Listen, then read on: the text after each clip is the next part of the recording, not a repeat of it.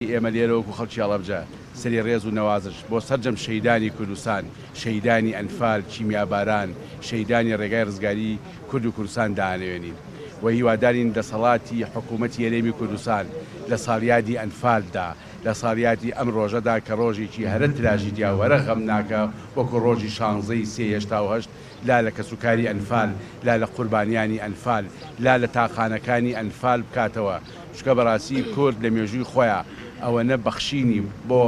خوێن و بۆ نەهامەتی و ئەوەنە بەخشینی بۆ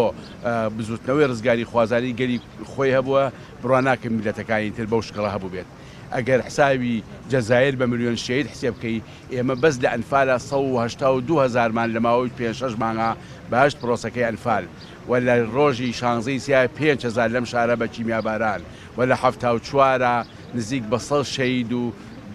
سەدانیش بریندار و لە 63 بە هەمان شکڵ عەتای بەخشینی خوێنی هەڵەبجەیەکان بۆ قەزەی کورد بۆ بزنەوەی کورد با بڵێن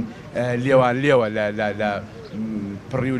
لە خەبات و لە ماندوو بوون. هیوادارین حکوومەتی هەرێمی کوردستان لا لە سەرجەم شەیدانی کوردستان بەگشتی، شەیدانی چیمیاباران، شەیدانی ئەنفال بکاتەوە. ئەم ڕۆژە لە مێژووی کووردا پێویستە ڕۆژێک بێت لە مەنهەجی مەدرسە، لە مەنهەجی